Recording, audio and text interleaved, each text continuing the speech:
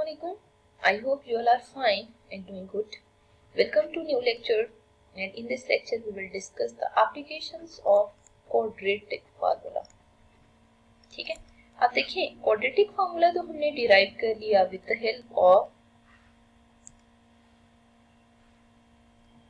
completing square method in the previous lecture. ठीक है, अब हम उसको यूज कैसे करना है, अप्लाई कैसे करना है क्वेश्चंस पे, वो अब हम यहाँ देखते हैं. ठीक है, for standard form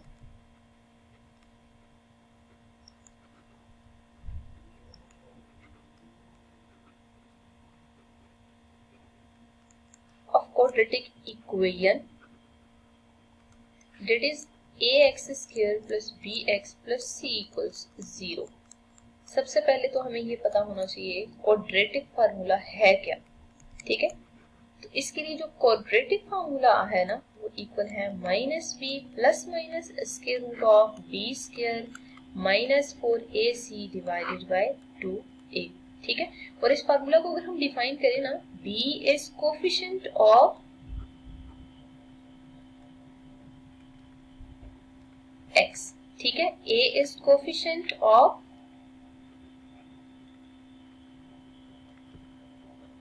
x square. ठीक है, और ये जो c आ रहा है, c is always constant term. ठीक, मेन हमें डिफाइन करना आना चाहिए कि बेसिकली ये टर्म्स जो हैं a b c ये किसको रिप्रेजेंट कर रही हैं. अब हम ऐसे करते हैं, एक क्वेश्चन लेते हैं और उस क्वेश्चन को प्रॉपर सिंप्लीफाई करते हैं. देखिए 7x square plus 2x minus 1 equals 0, ये क्वेश्चन है. अब आपकी अपनी चॉइस है कि आप कौन सा मेथड यूज करते हैं. देखिए कंप्लीटिंग स्क्वायर मेथड भी यूज कर चुके हैं, फैक्टराइजेशन मेथड भी यूज कर चुके हैं, और आज के लेक्चर में हमने क्वाड्रेटिक फार्मूला यूज करना है. तो मतलब हर न्यू मेथड जो है ना, वो इस वजह से हम यूज करते हैं कि कोई ऐसा क्वेश्चन होता है जो उन मेथड से सिंप्लीफाई ना हो रहा हो. ठीक है, तो यहाँ पे ना ये जो क्वेश्चन है ना, फैक्टराइजेशन यहाँ पॉसिबल नहीं है. ठीक है, तो यहाँ डायरेक्ट लिख देते हैं factorisation is not possible here. ठीक है, this only for you is not possible. If factorisation is not possible we can use quadratic formula. ठीक है, तो यहाँ पे सिंपल हम डिफाइन कर लेते हैं बाय क्वाड्रेटिक फार्मूला.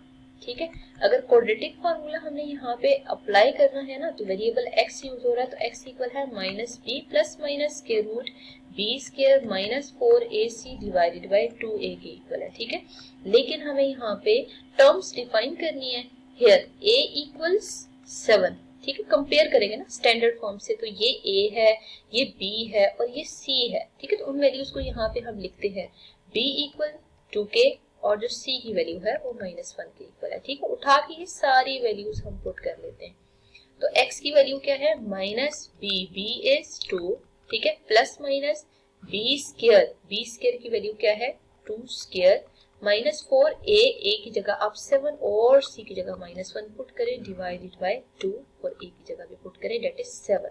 ठीक है, अब आप देख सकते हैं x की वैल्यू -2 प्लस माइनस के रूट b स्क्वायर इज 4. ठीक है, क्योंकि 2 स्क्वायर 4 के इक्वल है, plus 7 4s are 28 divided by 7 2s are 14. ठीक है, x इक्वल्स -2 प्लस माइनस के रूट ऑफ 32 आ रहा है, 32 अपॉन 14 आ रहा है. ठीक है, अब आप देखें कि अगर पॉसिबल है कैलकुलेटर से स्क्वायर रूट 32 फाइंड आउट करना है. ठीक है, स्क्वायर रूट 32 फाइंड आउट करेंगे ना, तो आपको बेसिकली मिल जाएगा अगर कोई फैक्टर यहाँ पे मजीद आ रहा हो तो. ठीक है, तो यहाँ पे 4 स्क्वायर रूट ऑफ 2 आ रहा है आंसर.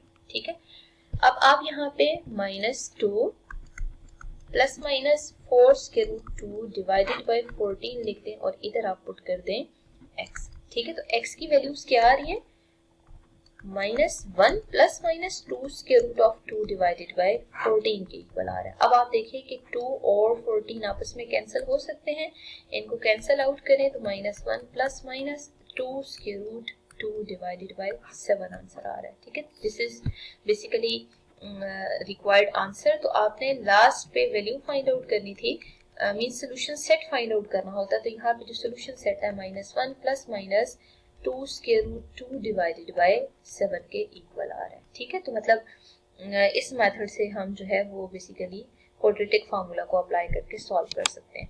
अब हम ऐसा करते हैं, मजीद एक क्वेश्चन यहाँ कंसिडर करते हैं और उस क्वेश्चन को ना हमारी कोशिश ये होगी कि हर मेथड अप्लाई करके सॉल्व करें। जैसे x square minus x minus 20 equals 0। ठीक है, सब मेथड इसलिए अप्लाई कर रहे हैं कि ताकि आपको आइडिया हो जाए कि मेथड सारे एप्लीकेबल होते हैं, बस जस्ट उनमें चेंज ये आता है कि कुछ मेथड्स जो हैं वो कुछ क्वेश्चंस पे अप्लाई नहीं हम कर सकते, तो फिर उसके लिए फिर हम न्यू मेथड यहाँ यूज करते हैं। तो मैंने एक ऐसा क्वेश्चन लिया जिसपे सारे मेथड एप्लीकेबल हैं। फैक्टराइजेशन करते हैं तो x square minus 4x plus 4x minus 5x minus 20 equal 0। मतलब 4 और 5 को मल्टीप्लाई करें, 20 आए, ऐड सब्ट्रैक्ट करें तो मिड टर्म आती है। ठीक है, अब आप पहली दो टर्म्स में से कॉमन लें और आखिरी दो टर्म्स में से भी कॉमन लें, तो आपके पास कुछ इस तरह की सिचुएशन आ रही है। ठीक है, आप क्या करें, x माइनस 5 और x प्लस 4 लिख दें, मतलब ये दोनों फैक्टर लिखें, लिखने के बाद आप इक्वल्स 0 कर दें। ठीक है, आप ना x माइनस 5 को भी 0 के इक्वल पुट कर दें और x इक्वल्स माइनस 4 आंसर आ जाएगा। मतलब एक वैल्यू x की आ रही है 5 और जो दूसरी वैल्यू x की आ रही है माइनस 4 आ रही है। इसका मतलब ये है कि ये दो फैक्टर हैं इसके, तो मतलब हम पहले सोल्यूशन सेट तो लिख लेते हैं, लेकिन बाद में देखते हैं कि हर मेथड से इसका सोल्यूशन सेट यही आना चाहिए, 5 एंड माइनस 4। ठीक है, अब हम ऐसे करते हैं, सेकंड मेथड अप्लाई करते हैं बाय कंप्लीटिंग स्क्वायर मेथड।